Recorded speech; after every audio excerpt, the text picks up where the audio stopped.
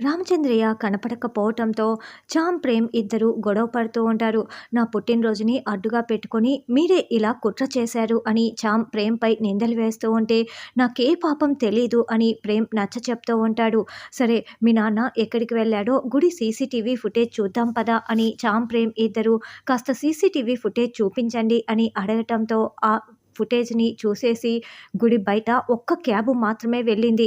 కానీ ఆ క్యాబ్‌లో ఎవరు ఉన్నారన్నది అర్థం కావటం లేదే అని ప్రేమ్ టెన్షన్ పడుతూ ఉంటాడు.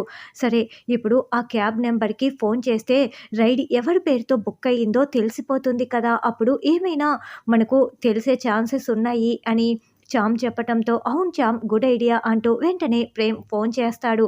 ఆ రైడ్ ఎవరి పేరుతో బుక్ అయిందో కాస్త చూసి చెప్పండి అని అడగటంతో, జగదీష్ అనే పేరు మీద బుక్ అయింది ఆ రైడ్ అని కన్ఫర్మ్ చేసేస్తారు. చూసారా ఇదంతా మీ వాళ్ళ పనే అని నాకు తెలుసు. నేను ముందే చెప్పాను కదా! అని చామంతి అంటుంది. కానీ చామ్ నాకైతే తెలీదు. వాళ్ళు ఇలా చేస్తారని అనుకోలేదు. ఉండు మామయ్య సంగతి ఇప్పుడే చెప్తాను అని ప్రేమ్ కోపంతో రగిలిపోతూ ఇంటికి వస్తారు. చామ్ కూడా రగిలిపోతూ ఉంటుంది. మామయ్య రామచంద్రయ్య గారు ఎక్కడ? నువ్వు ఇంత పని చేస్తావని నేను అస్సలు అనుకోలేదు. మర్యాదగా చెప్తావా లేదా అని ప్రేమ్ నిలదీస్తూ ఉంటాడు.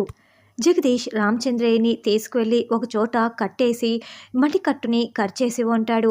రామచంద్రయ్య అలా కట్లతో కుర్చీలో కూర్చొని చావుతో పోరాడుతూ ఉంటాడు. అలా చాలా రక్తం పోతూ ఉంటుంది. ఇక్కడేమో ప్రేమ్ నిలదీస్తూ ఉంటాడు. మరి రమాదేవి ప్రేమ్ ఇలా నిలదీస్తున్నాడేంటి అని చాలా షాకింగ్గా చూస్తూ ఉంటుంది. చామ్, ప్రేమ్ రామచంద్రయ్యని ఎలా కాపాడుకుంటారు అన్నది రానున్న ఎపిసోడ్‌లో తెలుసుకుందాం.